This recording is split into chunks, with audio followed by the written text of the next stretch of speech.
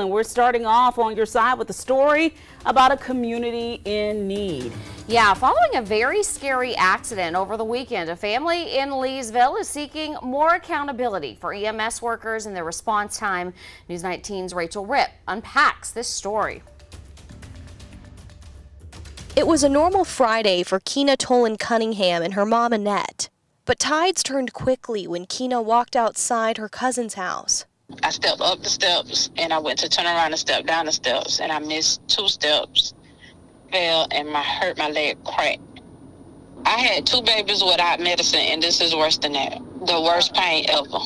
Keena tells me her family called 911, waited some more, and then called again. My niece had called him, and then I called like 10 or 20 minutes after him, but maybe longer than that, because she laid out there for a pretty good while.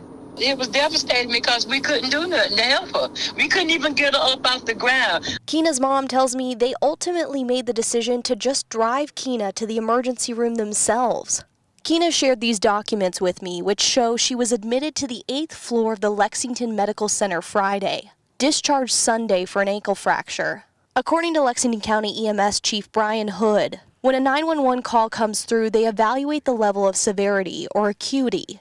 We've had calls where, folks have gotten a gnat in their eye and they feel like there's still something there and they're concerned and they'll call 911 for that emergency. We try to handle all of our high acuity calls in 12 minutes or less, medium acuity calls in 24 minutes or less, and then the low acuity calls in 36 minutes or less. He says fractures are generally medium acuity. On our way leaving my cousin's house, we passed the first responders, and my husband was flashing the lights to stop them, but they didn't stop. We use a system status management process to cover the most geography with each ambulance that we can. And then as an ambulance gets utilized out of a community, then we have to move all the other ambulances to try to cover as best we can with what's remaining. He also says they have 15 vacancies they're still trying to fill. Reporting in Batesburg, Rachel Ripp, News 19 WLTX.